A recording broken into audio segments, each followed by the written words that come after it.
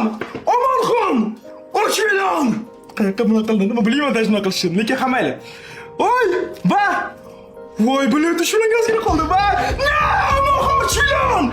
Bo'ldi do'stlar! Voy, bular! Ichim ketdi. Va bilasizlarmi, nimaga men 3 million omonishini bunaqa bir oddiyroq qilib nishonladim? Kimdir shu haqida o'ylab ko'rdimi? Qani qolgan blogerlar, Omonxon bitta o'zing etsan deb chatga yozishyapti-da. Bu nishonlash emas 3 million obunachi. 3 million bunaqa nishonlamaydi. 3 million obunachini yaqinda fan stresi qilamiz. Juda ham katta sahna oldim. Kerak bo'lsa, o'z atiga 500 tagami, 1000 taga eng ko'p pul mo'ljallangan joy bo'lsa, men o'sha 3000, 4000, 5000 kerak bo'lsa 10 ming odam yig'moqchiman.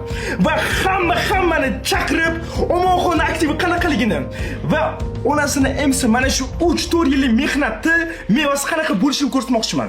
Men nafaqat tipa qichib bolaligimni ham maqtamoqchiman.